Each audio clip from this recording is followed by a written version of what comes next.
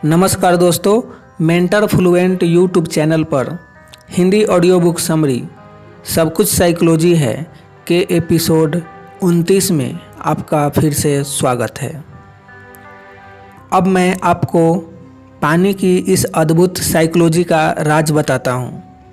तो उस हेतु पहले यह बताओ कि पानी कैसे बना है। जी हाँ, हाइड्रोजन और ऑक्सीजन नामक दो गैस से।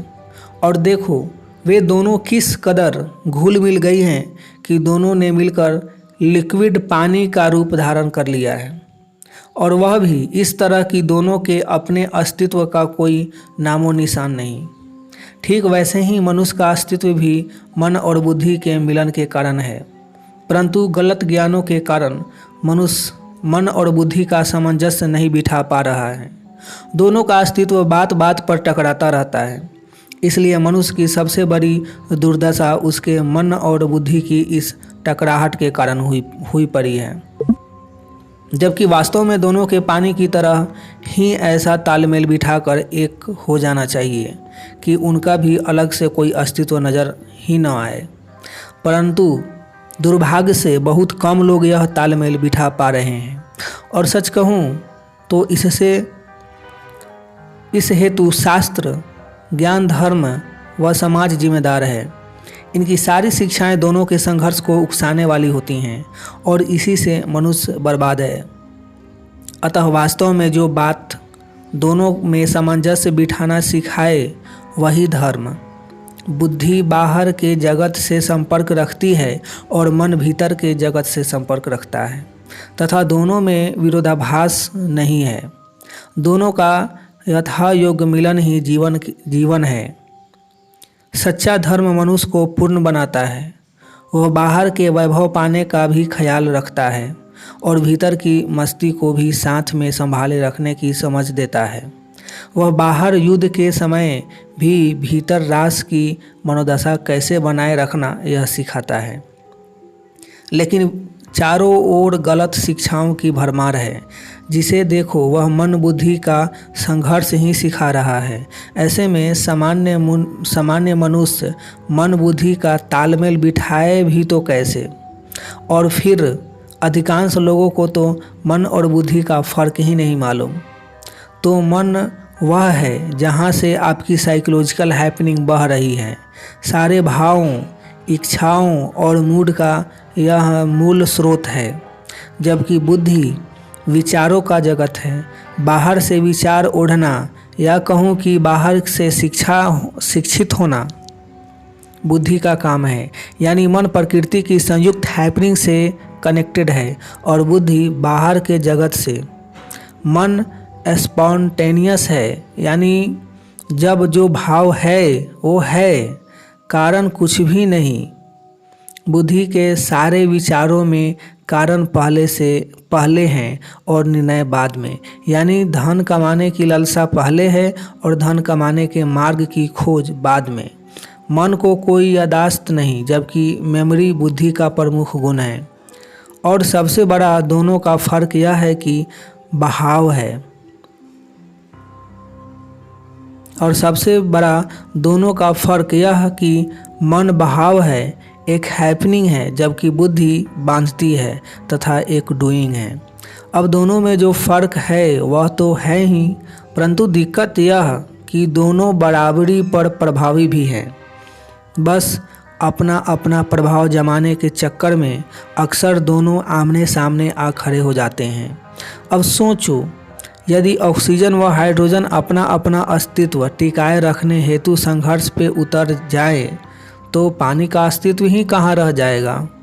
बस इसी कारण मनुष्य अस्तित्वहीनता में भटक रहा है। अतः कुल मिलाकर कहने का तात्पर्य यह कि जीवन को परिणामकारी बनाने हेतु पानी की साइकोलॉजी अपनाना जरूरी है, और उसे पूरी तरह अपनाने हेतु मन और बुद्धि में सामंजस्य होना बहुत जरूरी है। दोनों का अपने अस्तित्व को भुलाकर एक दूसरे के सहयोग में खड़ा होना बहुत जरूरी है। और यह इतना कठिन भी नहीं है। बस आपको यह समझदारी जगानी है कि कौन कब किसको फॉलो करेगा और कौन कब किस मामले में इंटरफियर नहीं करेगा। यह स्पष्ट समझ लेना कि जीवन में बाहर इतने संघर्ष इसलिए है कि आपके भीतर मन और बुद्धि में संघर्ष है। उन दोनों का संघर्ष समाप्त तो बाहर के भी सारे संघर्ष समाप्त। चलो मैं उन दोनों के आपसी संघर्ष को सहयोग में बदलने का एक सीधा फॉर्मूला आपको बताया देता हूँ। सबसे पहली बात तो यह कि संसार में कैसे व्यवहार करना यह बुद्धि का विषय है, यानी कैसे खाना, कैसे बोलना, क्या पहनना वगैरह वगैरह।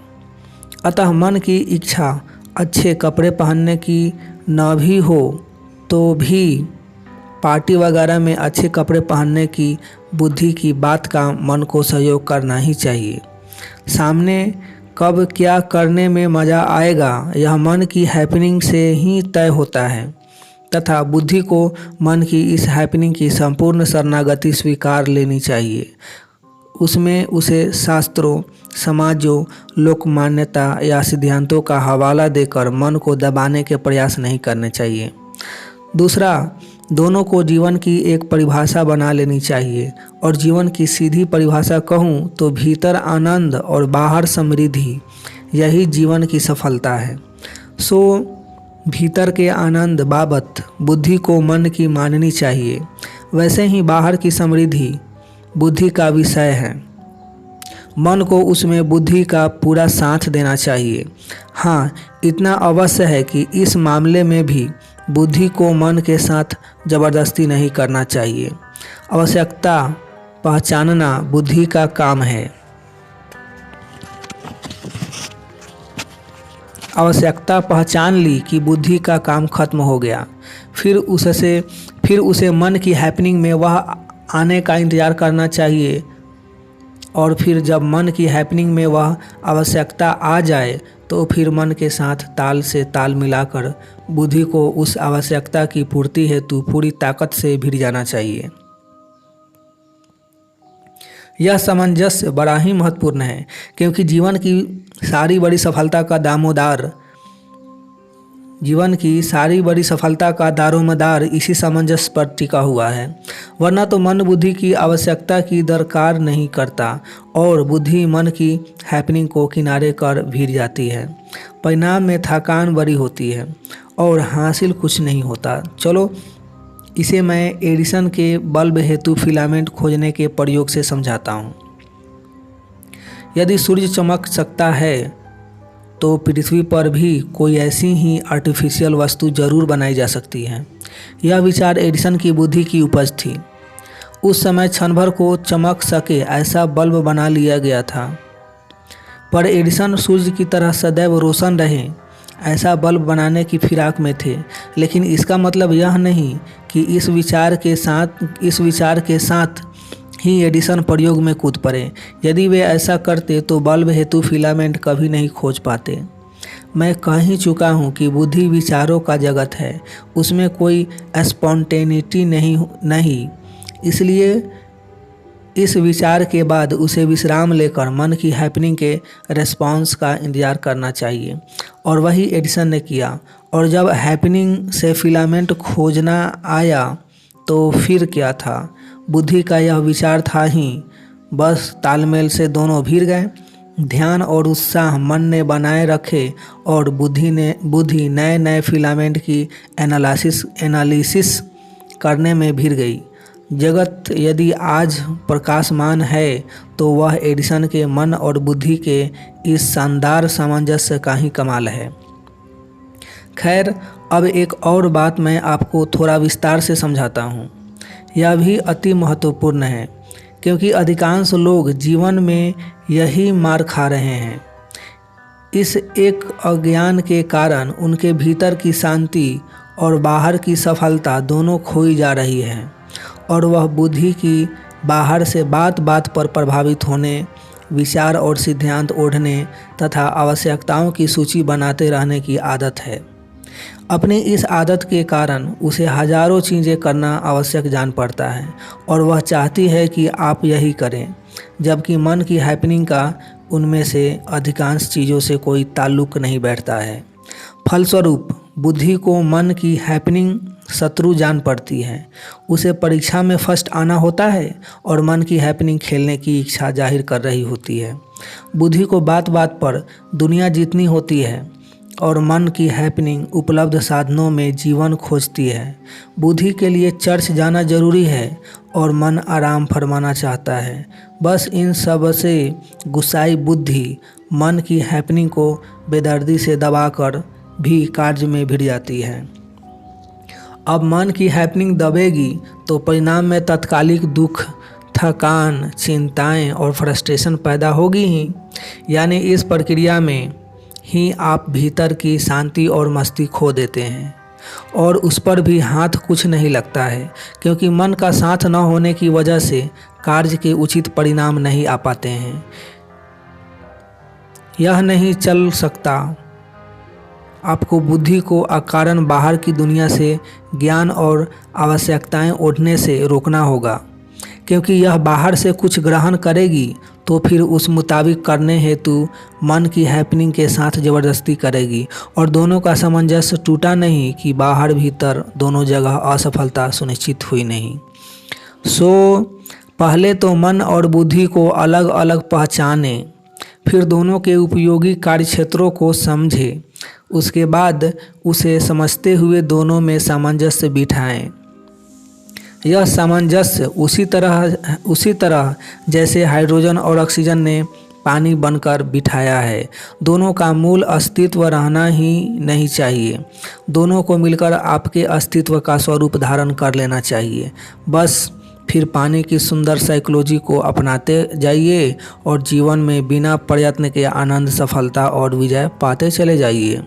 चलो, अपनी इस बात की समाप्ति में मैं एक बड़े ही खूबसूरत दृष्टांत से करता हूँ।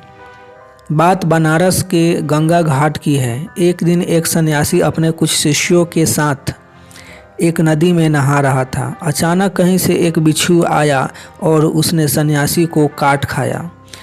उधर सन्यासी ने इस पर तो ध्यान नहीं दिया, परंतु उस बिच्छू को कपड़े के सहारे वापस जमीन पर छोड़ आया। वे वापस स्नान करने में तल्लीन हो गए। वहाँ कुछ देर बाद वह बिच्छू फिर पानी में घुसा और वापस सन्यासी को उसी पांव पे काट खाया।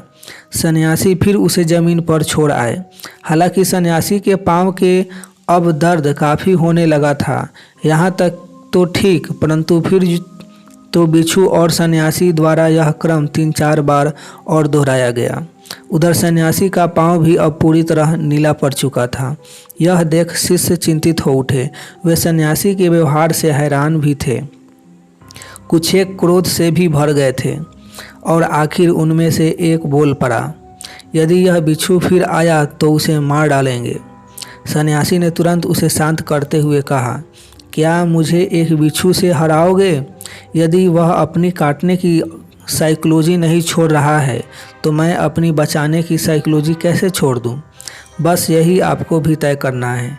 आपकी वास्तविक साइकोलॉजी पाने की ही है और आपको वह साइकोलॉजी किसी कीमत पर नहीं छोड़नी है। मिलेंगे नेक्स्ट एपिसोड में। तब तक लाइफ को खूब एंजॉय करें, अपना ध्यान रखें, मस्ती से जिए। अपना कीमती समय देने के लिए आपको बहुत बहुत धन्यवाद।